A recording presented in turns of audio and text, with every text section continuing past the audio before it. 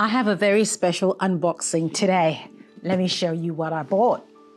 I swore off Alocasias a few months ago, but I've been shopping and I bought some more Alocasias to add to my collection. I know, I am the worst kind of hypocrite, but you know how much I love them. I have a love-hate relationship with them, and so I just had to get some more. So I've got 2 boxes from Uprooted here, and I'm going to unbox those with you today. Ooh, before I go further into the unboxing itself, look at that. Uprooted gave me a free keychain. I mean, I knew they were giving me a free keychain, right? Because I had to choose it.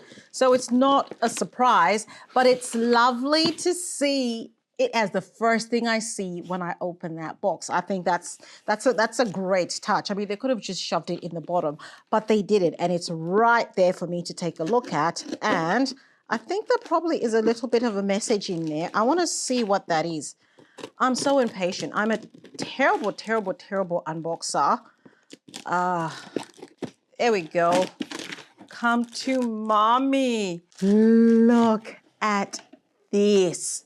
Oh my goodness. It is so beautiful. I'll take it out of that plastic so you can see what it is. This is my keychain. But as we do this unboxing, I'll show you my new plants. But I'm also going to show you 4 of Alocasias that I own already that are doing really, really great. Look at that keychain. It feels amazing. It's really, really great quality. I love it. Thank you. But we are here for the plants, not for a keychain. Let's see what is going on there. I'll put this down and we'll go straight into plant number 1. Now, I've probably forgotten what plants I bought, so this is going to be really interesting to see if I can remember. Oh my goodness. Look at this. I think this is the Maharani. Oh, wow. I had no idea it looked like this. It looks and feels just like a Melo. A little bit softer, but it definitely has the looks of a Melo.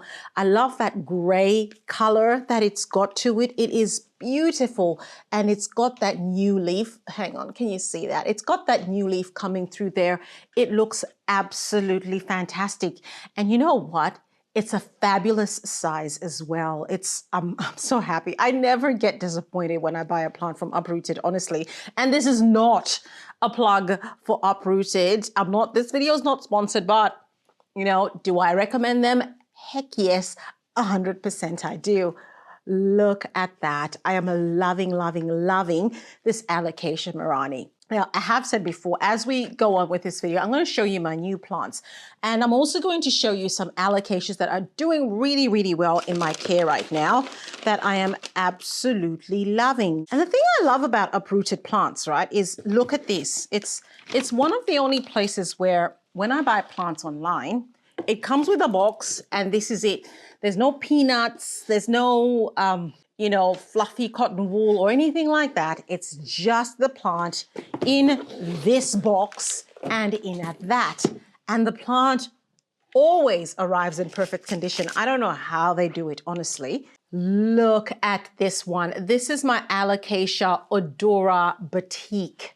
Look at that. Oh, wow.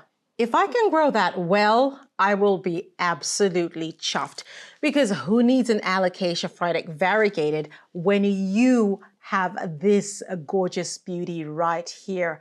How fantastic does this plant look? It looks beautiful. All right, so I do have another box. I bought 4 plants, maybe? I don't know. I can't even remember how many I bought. Let us get into you, my friends. Oh. Look at that. All right, get into you. This is my Alocasia Sinuata. You know, I've had an Alocasia Sinuata before. I probably have one already, and I think it's one of my Alocasias that went dormant over the time I was away. It's you know, I was away for a few weeks and some of my plants didn't fare too well. I think that was one of them, because I did do a video showing how my Alocasias are, and that's on my membership portal. You can find that video at thelecaqueen.com, is where I showed all my Alocasias, all of them. And there was one pot, it was just had a little nub. There were no leaves, so I had no idea what it was. I think it was my Alocasia sinuata. So it's a good thing that I've actually got this one, because then I can sort of have it available and not have to wait for that one to regenerate and grow. And yeah, I mean, it was a great price. So I was just like, it was an add-on, you know, as I was almost done shopping, and still, you know, those add-ons, those pop-ups that come to make you entice you to buy more. This worked and I bought this one, but I don't regret it at all, because, oh, I love me an Alocasia sinuata. So yeah, goodbye. Not regretting anything so far. Loving things. And oh, this is a tiny thing in there, not as big as the others. So not quite sure what that is. Just gonna get into that and see how that looks. This, I thought that's what this was. This is my Alocasia Nebula. Looky. I love the Nebula. This is an Alocasia I've had before and I have killed before. But when I saw it on the website, I absolutely had to have it, because look at the color of those leaves right there. They are just beautiful, and it's a very thick leaf as well. But the thing I love about the Nebula is look at the back of that. I love the color. The other thing I absolutely love about this Alocasia, I hope you can see, is when you look there, look at those little the dots, the colors on there. It just looks absolutely beautiful. I really adore this Alocasia. So yeah, you know, I think I'm happy with my purchases. Everything is fabulous. This is, of course, my Nebula. I've got my Sinuata, and then I've got my Maharani. And if I had to pick a favorite, I think I would pick the Maharani for now. That's just beautiful. And so what I'm going to do is I am going to transition these Alocasias from living in soil to living in semi-hydroponics. So I'm not sure whether I'm going to use leca or I'm going to use pon or a mineral-based substrate for them, but they will definitely be moving from this substrate. And I hope in doing that, I don't kill them. Fingers crossed. Now, let me show you some of the other Alocasias that are in my collection that I'm absolutely loving right now. So this one here is my Alocasia Melo. Remember, I talked about my Alocasia Melo looking a lot like the Maharani, actually. If I bring the Maharani here, take a look. That's the Maharani and that's the Melo. So you can see that they look very similar, but looking at them now, I can see, look at the back of that leaf of that Maharani. It's got that purple type look, but the back of that Melo doesn't. It's very gray. So an easy way to distinguish between a Maharani and a Melo. Although I also did say that the leaves of the Maharani do feel a little bit softer. Well, at least to me anyway. So that's another way I could tell that that's a Maharani versus a Melo. But look. I just love this Melo. This plant is doing really well. There's actually two plants in this pot. This small one over here and this big one here that's just really taking off.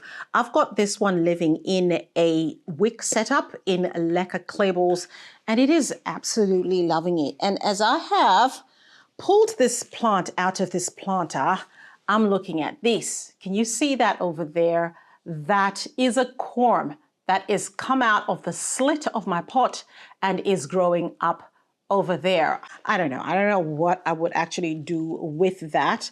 There's another one over here that is a corm that is germinating. It doesn't look like a root to me. It looks very much like a corm. So yeah, I love my Alocasia Melo has just completely understood the assignment and is absolutely going for it. And you know what? I think that maybe I might need to repot this one actually and give it a bigger pot. I don't know.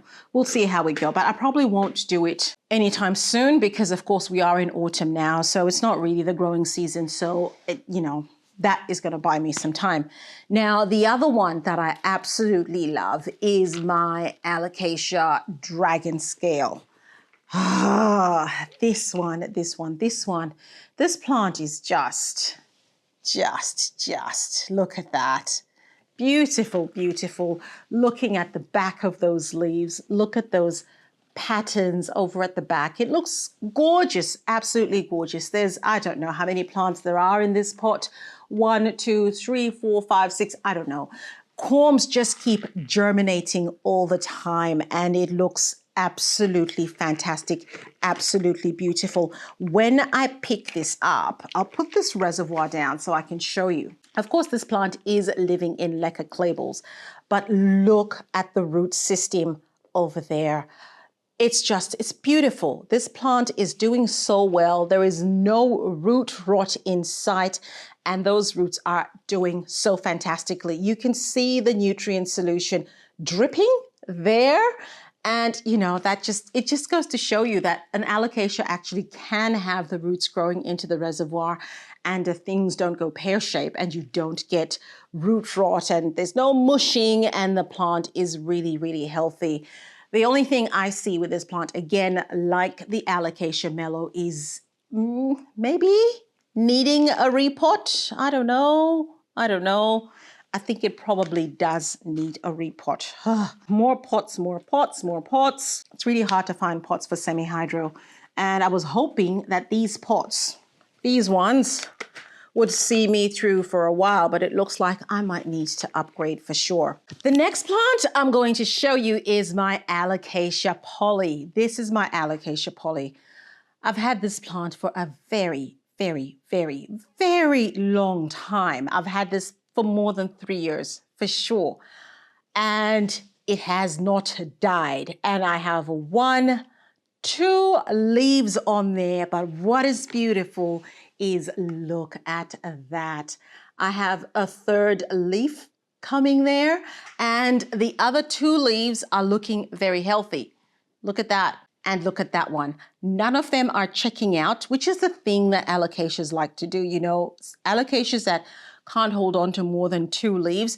The second the new leaf is coming out, that the old leaves start to turn yellow. And once that yellowing starts, you know that that leaf is going to fall off.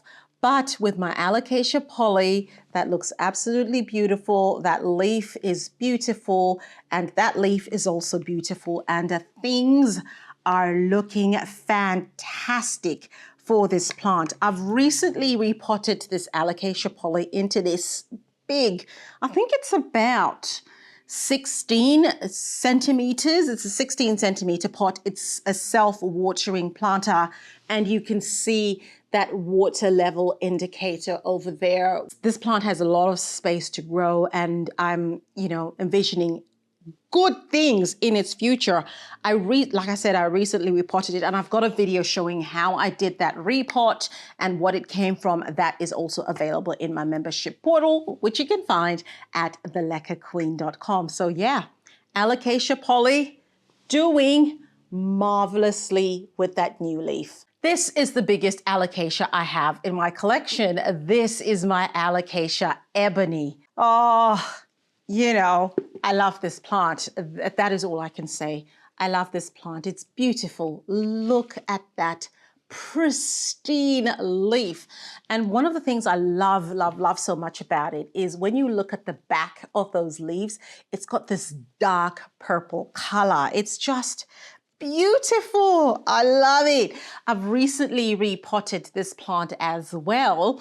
And I think that repot has gone really, really well because I'm going to show you.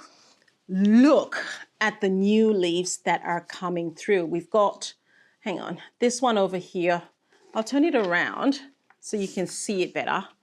This here is a new leaf that is coming through. This one actually, that's a new leaf that's unfurling, as you can see, and there's another new leaf here. So that's 3 new leaves, at once, and it's doing so well. I've got this one in a 20 centimeter pot actually, and this one is living in the submerged setup. It does really well in the submerged setup. It's got this Elo outer pot as the cash pot. I am absolutely loving my Alocasias at the moment, and I know,